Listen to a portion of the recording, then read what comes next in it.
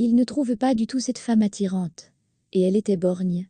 Qui aurait pu penser à inviter Caton le tordu pour donner au jeune roi ses premières leçons d'amour? Louis ne pouvait pas reculer. Sa mère lui a fait comprendre que quelque chose de spécial l'attendait aujourd'hui, et le cardinal Mazarini se frotte les mains. Louis XIV est un élève assidu et cette leçon, il l'a parfaitement apprise. Lorsqu'elle choisit le premier professeur de son fils adulte, Anne d'Autriche est guidée par plusieurs motifs. Il doit s'agir d'une femme expérimentée, qui enseignera au jeune homme toute la sagesse. Elle devait être sa personne, afin d'éviter les rumeurs inutiles en cas de problème. Et surtout, le jeune homme ne doit pas tomber amoureux. Il ne sert à rien d'avoir des favoris à un si jeune âge. Madame de Bélier remplissait toutes les conditions. Elle avait de l'expérience, de nombreuses années au service de la reine Anne, et il est certain qu'un garçon de 15 ans ne tomberait pas amoureux d'une femme de 40 ans, qui n'a qu'un œil. Saint-Simon a écrit à propos de Cato, très intelligente, rusée, aimant le risque, elle avait une grande influence sur la reine-mère, et était invariablement aimable et courtoise. Le manque d'apparence n'a jamais empêché Katrina d'avoir du succès auprès des hommes. Très jeune, elle a épousé avec succès un marchand de tissus.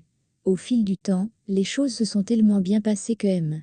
de Bélier est devenu fournisseur de la cour royale, et que Madame de Bélier est devenue membre de la suite d'Anne d'Autriche. La proposition de la reine Caton fut accueillie très favorablement, car elle était accompagnée d'une promesse, en cas de succès, d'accorder au couple de Bélier un titre baronial, ainsi que 2000 livres. Et comme Catherine s'avéra être un très bon professeur pour le jeune roi, le couple construisit bientôt son propre manoir et acquit des armoiries familiales. Peu après sa première expérience, apparemment très réussie, le roi se marie. Sa fiancée a été choisie en Espagne, il s'agit de l'infante Marie-Thérèse. Le grand amour entre les époux n'est pas au rendez-vous. Jusqu'à la fin de sa vie, Louis XIV ne quitta pas l'exercice, et se perfectionna dans l'art que lui avait ouvert Caton le crocheteur. Et il lui était très reconnaissant pour toutes ses leçons.